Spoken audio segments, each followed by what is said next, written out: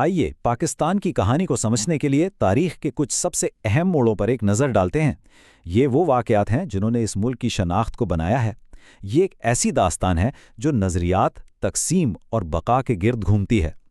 تو آخر وہ کیا چیز ہے جو کسی ملک کی پہچان بناتی ہے؟ کیا یہ کوئی ایک نظریہ ہوتا ہے یا صرف سرحدیں، یا پھر وہ مشکلیں اور آزمائشیں جن سے لوگ ایک ساتھ گزرتے ہیں؟ یہی وہ سوال ہے جو پاکستان کی کہانی کے ہر باب میں ہمارے سامنے آتا ہے۔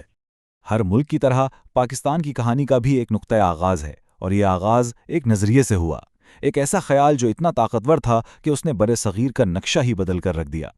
تو یہ دو قومی نظریہ تھا کیا؟ سیدھی سی بات یہ تھی کہ برطانوی ہندوستان کے ہندو اور مسلمان یہ دو الگ الگ قومیں ہیں اور دونوں کو اپنا الگ ملک ملنا چاہیے۔ یہی وہ بنیادی دلیل تھی جس پر پاکستان کے قیام کا پورا مقدمہ کھڑا کیا گیا۔ یہ صرف سیاست نہیں تھی، بلکہ یہ ثقافت، مذہب اور شناخت کی ایک گہری آواز تھی جس نے تاریخ کا دھارا ہی موڑ دیا۔ لیکن سوال یہ ہے کہ ایک نظریہ حقیقت کیسے بنتا ہے؟ پاکستان کے معاملے میں یہ عمل آگ اور خون کے دریا سے ہو کر گزرا، ایک ایسا طوفانی واقعہ جسے تاریخ تقسیم یعنی پارٹیشن کے نام سے یاد رکھتی ہے۔ ذرا اس ٹائم لائن پر غور کریں، سب کچھ کتنی تیزی سے ہوا۔ جون میں منصوبے کا اعلان ہوتا ہے اور اگست آتے آتے دو نئے ملک وجود میں آ چکے تھے۔ مطلب صرف چند ہفتوں کے اندر برِ صغیر کا نقشہ ہمیشہ کے لیے بدل گیا۔ لیکن اس تبدیلی کی جو قیمت ادا کی گئی وہ بہت بہت بھاری تھی۔ 1 سے 2 کروڑ یہ صرف اعداد و شمار نہیں ہے، یہ انسانی تاریخ کی سب سے بڑی ہجرت کا پیمانہ ہے۔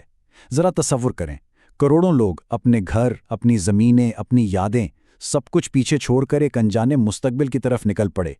اس ہجرت کے زخم آج تک محسوس کیے جاتے ہیں۔ ایک طرف جواہر لال نہرو کے یہ الفاظ تھے، ایک نئے دور کی امید، ایک روشن مستقبل کا خواب، لیکن دوسری طرف زمین پر جو حقیقت تھی وہ اس خواب کے بالکل برعکس تھی۔ آزادی کا سورج ضرور طلوع ہوا، مگر تشدد اور افراتفری کے گہرے بادلوں کے بیچ سے۔ آزادی کے بعد بھی پاکستان کی آزمائش ختم نہیں ہوئی۔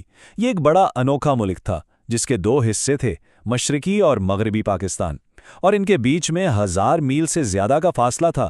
لیکن یہ فاصلہ صرف جغرافیائی نہیں تھا، بلکہ ثقافت، زبان اور احساسات کا بھی تھا، جو وقت کے ساتھ ساتھ ایک گہری دراڑ بنتا چلا گیا۔ یہاں سے تنازع کی جڑیں بالکل صاف نظر آتی ہیں۔ ایک طرف تھا مغربی پاکستان جہاں ساری سیاسی اور فوجی طاقت تھی، اور دوسری طرف تھا مشرقی پاکستان جہاں آبادی تو زیادہ تھی، لیکن انہیں ہمیشہ یہ محسوس ہوتا تھا کہ ان کے ساتھ انصاف نہیں ہو رہا، انہیں نظر انداز کیا جا رہا ہے۔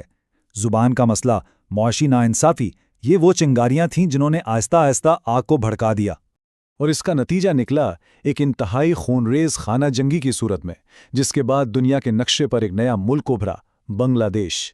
1971 کا یہ واقعہ پاکستان کے لیے صرف ایک جغرافیائی نقصان نہیں تھا، بلکہ یہ اس کی قومی شناخت پر بھی ایک بہت گہرا سوالیہ نشان تھا۔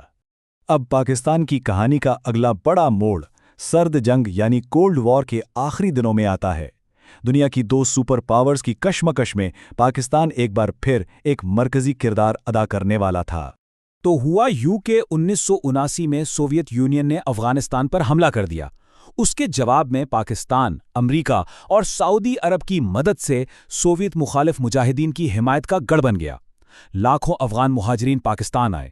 آخرکار سوویت یونین تو واپس چلا گیا، لیکن اپنے پیچھے وہ ایک ایسی جنگ چھوڑ گیا جس کی آگ نے پورے خطے کو اپنی لپیٹ میں لے لیا، اور اس کے اثرات آج تک محسوس کیے جاتے ہیں۔ تو تاریخ کے ان تمام ابواب کو دیکھنے کے بعد سوال یہ پیدا ہوتا ہے کہ اس سب کا آج کیا مطلب ہے؟ یہ ماضی آج کے پاکستان پر کس طرح اثر انداز ہو رہا ہے؟ آج بھی پاکستان کو جن بڑے مسائل کا سامنا ہے، ان میں سے زیادہ تر کے دھاگے کہیں نہ کہیں ماضی سے ہی جڑے ہوئے ہیں۔ سیاسی اتار چڑھاؤ، معاشی مشکلات اور پڑوسی ممالک کے ساتھ تعلقات، یہ سب اسی تاریخ کا تسلسل ہیں جس کا ہم نے ابھی ذکر کیا۔ لیکن ان تمام چیلنجز کے باوجود ایک اور چیز بھی ہے جو پاکستان کی کہانی کا ایک اہم حصہ ہے، اور وہ ہے اس کی لچک، یعنی ریزیلینس۔